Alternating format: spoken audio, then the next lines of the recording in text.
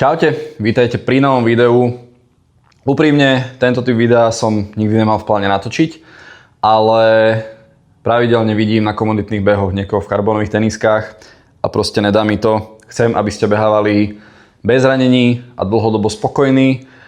Takže som sa rozhodol vám v dnešnom videu povedať niečo viacej o bežeckých teniskách, ktoré používam ja, na čo sú dobré, ako často ich treba meniť. A dozviete sa aj to, že keby si mám vybrať iba jedny, prípadne dvoje, tak ktoré by to boli. Takže vítajte pri novom videu, verím, že si z toho niečo zoberiete, inšpirujete sa, prípadne mi napíšete do komentu, čo robím zle ja, nemusíte sa toho báť, poďme diskutovať, takže poďme si užiť spolu toto video.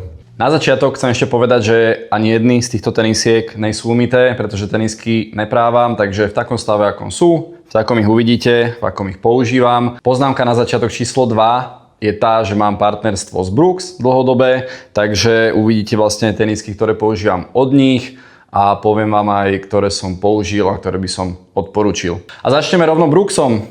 Glycerin 23. Úprimne, prvé moje stretnutie s Brooksom boli Glycerin 22, ktoré som aj nechal v Keni. A v rámci partnerstva som mal Ghost Max 2, tie boli naozaj super, mekučké na longrany. Čo sa týka Glycerin 23, vydržia longrany, takisto aj easy behy. Každopádne viete v nich odbehať aj thresholdy. Už som odbehal aj pár thresholdov v týchto teniskách, pretože napriek tomu, že majú vysoký stack, tak majú veľmi kvalitný ako keby bounce. Takže dokáže to byť pre niekoho veľmi všestranná teniska. Bavíme sa o tempe okolo 3,55 4 minúty na kilometr. Odbehal som v tom 4x2 km. Musel som už ako keby dať do toho nejaký effort. Nebolo to zadarmo, ako v karbonových teniskách. Každopádne táto teniska okolo 4.00 sa dostáva na takú hranu za mňa. Ale pokiaľ behávate aj nejaké intervaly okolo 4.20, 4.40, 5.30 a long runy okolo 6, 6.30, tak táto teniska je fakt super. Má skvelú podrážku a čo sa týka peny, tak naozaj kvalitná odozva. Ako na ľahké behy, tak aj na nejaké intervaly. Glycerin 23. Ostávame ešte stále pri easy runoch a long runoch. Tieto tenisky boli biele. Sú šedé, ale to im nič neuberá. Sú to Asics Gel Cumulus 27 a konkrétne je to asi rok starý model. Nie som si úplne istý, ale na tom nezáleží. Takže tie tenisky už sú pomerne vybuchané, pretože v nich behávam long runy. A tak aj vyzerajú. Každopádne poskytujú skvelú oporu na long runoch a rovnako ako v tých glycerínoch sú by the way dosť podobné, majú dosť podobné využitie, takže len zhrniem, že aj v týchto dokážete odbehať v podstate nejaké thresholdové tréningy, takisto aj rovinky, hej, pokiaľ idete na rýchlosť a vydržia proste aj 22 km long runy, pretože to v nich behám. Takže pokiaľ by ste opäť chceli všestrannú tenisku Gel Cumulus 27, teraz už si myslím, že 28. Malá vsúka pri káve. Poznám ľudí, ktorí 3-4 roky behávajú v jedných teniskách. Dávajte si pozor, na Strave si viete trackovať, koľko kilometrov majú nabehané vaše tenisky. Odporúča sa naozaj v dnešnej dobe, je to okolo, pokiaľ ste ľahší typ človeka, respektíve ženy, tak povedzme, že sa rozprávame okolo 800, max 900 kilometrov v jedných teniskách, ale to už je naozaj, že berme takú hranu. Pokiaľ ste ťažší muž, tak ja tenisky mením už okolo 550-600 km, keď majú nabehané. Záleží samozrejme aj od typu tenisky, niektoré sú objemovejšie, vydržia dlhšie. Potom si ukážeme aj pretekové, ktoré vydržia samozrejme kratšie, ale keď sa bavíme o tréningovej teniske, tak naozaj už keď majú 550, tak už sa začínam pozerať ako keby po náhrade, pretože aj keď meníte tenisky, tak nie je to dobré, to si dávajte pozor, že zmeníte jednu tenisku hneď za druhú a začnete behať v úplne novej. Noha si potrebuje zvyknúť na novú tenisku, takže na to naozaj dávajte pozor a už keď máte ten nábeh, hej, hovorím, že už nejakých 75% z toho maxima, tak už si kúpte ako keby tú náhradu a začnite pomaly rozbiehať tu. Hej, keď si kúpite novú tenisku, tak naozaj úplne, že ľahučko, prvý back si dajte iba nejaké proste 5 km easy a postupne zapájete a nabiehajte v nich väčší a väčší objem, až sa vlastne dostanú do momentu, kedy z nich bude plnohodnotná náhrada tých vašich starých a staré môžete potom vyhodiť napríklad. Stále sme v tréningu, akurát teraz v úplne easy tréningu. Gel Nimbus, asi 2- alebo 3-ročný model.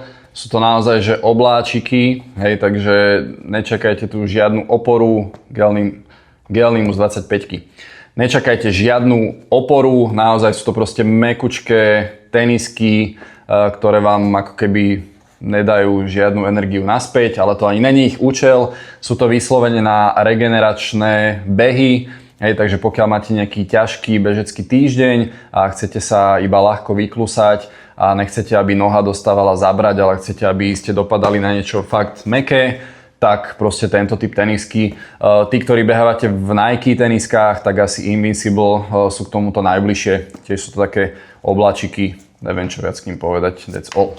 Jakob Ingebrigtsen má rád Structure tenisky. Sú to tenisky od Nike a majú vlastne na chodidlo ešte takú oporu, pretože sú to tenisky na stabilitu. Jakob Ingebrigtsen ich používa vlastne na easy behy, respektíve na rozcvičku a na výklusy. Noha dostáva menej zabrať, pretože má keby tú stredovú oporu, takže noha sa vám neprepadáva rôzne a odporúčam to na ľahké behy a ja som ich používam, keď idem na bežeckú techniku, keď máme. Takže, lebo sú stabilné, viete na tom robiť rôzne proste cviky, bez toho, aby ste sa kýmacali na nohe. A aktuálne tieto tenisky používam v podstate už iba do fitka. Tým, že sú naozaj stabilné, tak s tým viete cvičiť pekne aj drepy, aj mŕtve ťahy a nepotrebujem si kúpovať zvlášť tenisky do fitka, pretože tieto to hravo zvládnu. Mám v nich nabehané pomerne ešte málo, majú ešte aj krásnu podrážku. Verím, že ešte by som v nich nabehal 200-300 km určite. Každopádne nosím ich už asi posledný rok a pol, vyslovene 99% iba do fitka. A je to za mňa úplne OK a ešte mi vydržia možno aj 3-4 roky. Jedna malá vsúka do stredu. Dajte mi do komentu vedieť, aké tenisky používate vy. Či už na tréningy alebo preteky, aká je vaša obľúbená značka, prípadne čo by ste vy odporučili ako jeden typ, či už začínajúcim alebo pokročilým bežcom, čo ste sa naučili o bežeckých teniskách. Blížime sa k rýchlosti. Verím, že to vás bude baviť alebo zaujímať možno viacej. Magic Speed 4 od Asicsu s karbonovou platňou. Takže tieto tenisky používam vyslovene na intervalové tréningy. Pre veľa ľudí môže byť toto preteková teniska, pretože majú karbón, sú rýchle, majú naozaj že extrémnu odozvu. Jak vidíte, veľmi ťažko sa stláčajú, tým pádom z jedného kroku toto dostanete naspäť a viete v tom bežať naozaj rýchlo. Pre bežcov, ktorí behávajú povedzme, že 4 minúty na kilometr a rýchlejšie, a majú napríklad nejaké že Bčkové alebo Cčkové preteky, tak pokojne aj pre nás toto môže byť preteková teniska, ale v podstate aj na Ačkové behy, hej, zase nechcem to úplne takto, že haniť, je to fakt skvelá teniska. Mám v nich nabehaných už asi 600 km a naozaj sú skvelé. Môžem odporúčiť, pokiaľ hľadáte niečo s karbónom, tak Magic Speed 4, myslím, že už sú aj 5, ak sa nemýlim. Tvrdá, super teniska, ale zároveň nie až tak ako preteková. Vidíte, že v podstate toto je pena a vlastne karbón začína až tuto v 3/4 peny. Takže není to úplne, že tvrdé ako tretra alebo nejaká rýchla preteková teniska, ale viete v tom naozaj odbehať pokojne osobáky. Tu by som chcel dať vsúku číslo 2, pretože už sa dotýkame témy karbónu. Vidím proste ľudí, ktorí behávajú easy behy v karbónoch. Ja viem, že to vyzerá fancy, že proste keď začínate s behom, tak prídete do obchodu a chcete, že yes, dajte mi to najdrahšie, pretože to bude to najlepšie. Samozrejme, že vám obchodník dá do ruky Alphafly najnovšie alebo iný typ proste karbónovej pretekovej tenisky. Dávajte si fakt na to pozor, pokiaľ nemáte rýchlosť na to, aby ste používali karbón a tam sa bavíme a to je výskumom podložené, že reálne využitie karbónu je až niekedy od 4,30 na kilometr a rýchlejšie, tak ani nerozmýšľajte nad karbonovou teniskou, pretože na ňu potrebujete mať rýchlosť, potrebujete mať techniku a hlavne potrebujete aj silové cviky, pretože ten karbon je tvrdý, odráža vás ako keby naspäť a veľa ľudí sa zraní s tým karbonom, pretože na to nemáte zvyknuté šlachy ani svaly a je to naozaj nebezpečná teniska, takže nepoužívajte to na easy behu, pretože síce pred pár ľuďmi budete vyzerať, že ste frajer, lebo ste došli na easy beh v 350 eurových teniskách, akurát pre veľa ľudí, ktorí sa vyznajú, si povedia, že naozaj. Takže nie je to flex, keď dojete v najdrahších teniskách, väčší flex je, keď sa vyznáte do toho, čo robíte. Blížime sa skoro k pretekom. Ja momentálne skúšam a veľmi ma prekvapili tenisky od Kipranu. Kipran išiel extrémne nahor za posledné povedzme, že 2 roky majú podpísaných už aj veľa elitných bežcov, napríklad asi najznámejšie Jimmy Gressier, Francúz, ktorý vyhral na olympiáde, myslím, že 5 km alebo 10. Opravte ma v komente, ale fakt, že išli neskutočne nahor vývojom a jeden z výsledkov je aj Kipran, Kipstorm, Tempo. Sú to tempové tenisky, rýchle, naozaj rýchle, ale sú bez karbónu. Ja som momentálne v štádiu, že väčšinu intervalových tréningov, ktoré mám či už na thresholde, alebo aj nejaké rýchlejšie, behám bez karbónu. Chcem prejsť postupne na tento štýl behu, že vyslovene v tréningoch behať bez karbónu, ale naozaj s teniskou, ktorá im poskytuje tú oporu. A zatiaľ som to našiel v Kiprane, Kipstorm Tempo. Tá teniska vydrží veľa, dobre sedí na nohe, to číslovanie, ja mám v podstate všetky tenisky, sú 45-ky, Kipran rovnako a naozaj ma prekvapila táto teniska. Nevedel som, čo od nej čakať, každopádne tá opora, ktorú dáva, tak je naozaj skvelá. Bežal som v nej tento útorok, mal som tréning 10 x kilometr za 3,48 a v týchto teniskách sa mi to naozaj bežalo dobre, napriek tomu, že nemajú karbon.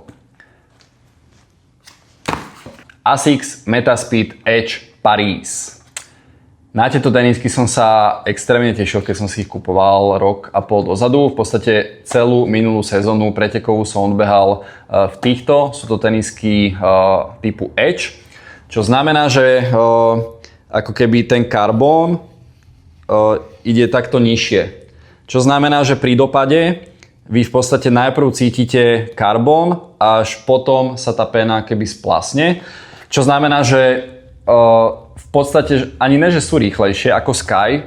Sky mám túto sezónu, povieme si. Ale je to na taký iný štýl behu. Čiže pokiaľ bežíte rýchlejšie tým, že zvyšujete kadenciu a máte taký agresívnejší štýl, táto teniska vám bude sedieť, ale dávajte si fakt pozor, pretože kto nemá zmaknutú techniku, tak táto teniska vám to dá extrémne vyžrať. Sám to vidím na videách, teraz už si dávam na to pozor, ale staršie videá v týchto teniskách nevyzerám pri behu dobre. Čo nehovorím, že vyzerám dobre všeobecne, ale naozaj je to viditeľný rozdiel, pretože tieto tenisky vás strašne tlačia dopredu. A pokiaľ došlapávate na špičku, tak v podstate ono vyzerá, že bežíte len keby po špičkách a vyzerá to tak divne, pokiaľ naozaj nemáte zmaknutú techniku. Takže pozor na to, lebo tieto tenisky vás budú hnať dopredu, majú karbón nízko k zemi, takže prvé, čo ucítite po dopade je proste karbón a až potom nejaké tlmenie. Teraz ich aktuálne používam už iba na intervalové behy, prípadne keď mám proste nejaké B-čkové preteky, povedzme, napríklad teraz som v ní bežal tu Viedeň, prípadne keď mám nejaké ťažšie tréningy, kde naozaj potrebujem, aby mi tenisky pomohli a potrebujem mať viacej fresh nohy, aby som sa keby neničil bez nejakej opory. Takže momentálne využívam už iba na tréningy, prípadne nejaké teda B-čkové preteky. Tieto tenisky majú nabehaných nejakých 250 km už a je to vidno na pene. Hej, proste sú to pretekové tenisky za 250 až 300 eur a pri tomto type tenisiek už naozaj tá pena odchádza veľmi rýchlo. Ten crack je vidno, ja dopadám proste na špičku až stred, ale ten crack aj na pete je strašne vidno a na špičke takisto, takže na to si tiež dávajte pozor, že pretekové tenisky sú síce drahé, krásne, rýchle, ale vydržia vám málo. Odbehal som v nich minulú sezónu všetky preteky, ale to, čo som chcel vyskúšať, vám ukážem hneď teraz. A to sú Asics Metaspeed Sky Tokyo. Krásna zelená farba, majú ich ešte myslím, že v červenej. A ako môžete vidieť, tak vlastne ten karbón je až tu hore oproti tým Edge, ktorí majú karbón vlastne nižšie. Takže tieto Metaspeed Sky sú vhodné pre ľudí, ktorí zvyšujú rýchlosť tým, že natiahnu krok. Viacej vám odpustia aj na technike, pretože vy akoby najprv dopadnete na tú penu, ktorá sa stlačí a až potom dosiahnete na ten karbón, ktorý vás tlačí dopredu. Takže není to také agresívne a tieto tenisky sú skôr vhodnejšie presne na polmaratón a maratón. Hej, pretože ponúkajú akoby viacej toho odpruženia na začiatok, že nedopadáte stále na tvrdý karbón, ale tú podporu tam dostávate extrémnu. Veľmi ma bavia, naozaj ma prekvapili. Nevedel som si predstaviť ten rozdiel medzi Edge a Sky, dokiaľ som si neobul Sky a ten rozdiel je tam naozaj extrémny. Ale opäť sú to tenisky za 300 eur, v podstate si akoby odkladám iba na tie Ačkové preteky, a už teraz vlastne mám ich nabehaných možno 100 km a už teraz dám vám detail, že tá pena už vyzerá tak, ako keby, že ešte v nich dobehám túto sezónu a na budúcu sezónu kúpim už niečo nové. Takže extrémne rýchle pretekové tenisky. Ideme do finále tohto videa. Ja som vám slúbil, že zhrniem viacero tém a tou poslednou, ktorou by som chcel, tak je, kebyže si mám vybrať jedny tenisky, prípadne dvoje, tak ktoré by to boli. Nemusíte sa báť, tí, ktorí keby začínate s behom alebo niečo podobné, že je potrebné mať takýto arzenál. To je keby iba moja taká uchýlka a to, že potrebujem testovať veci a podobne. Kebyže si mám vybrať jedny tenisky.